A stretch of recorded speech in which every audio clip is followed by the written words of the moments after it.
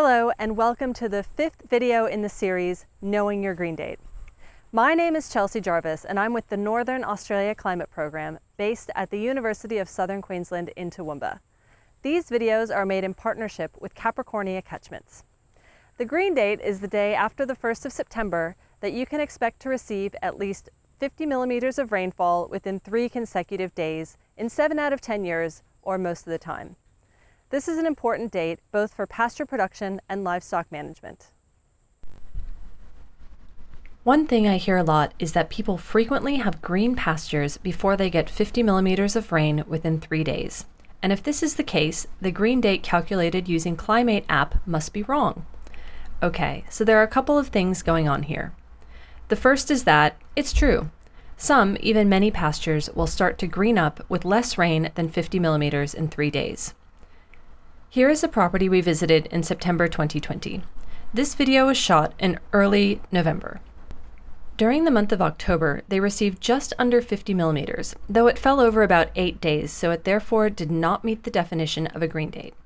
However, you can very clearly see that by the first week of November, there was green grass coming up. Now, for this producer, they might say, okay, 50 millimeters of rain in 8 days is good enough for me this year. However, since the 30th of October, they have not had a drop of follow-up rain.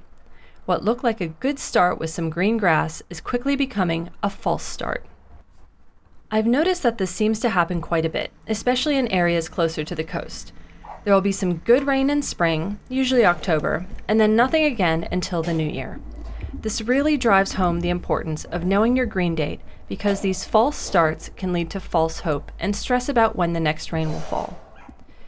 If you recall from our first video, the green date for this property is the 15th of January. If they plan around this date, then these false starts won't bother them. Second, it's best to think about the green date as a decision date.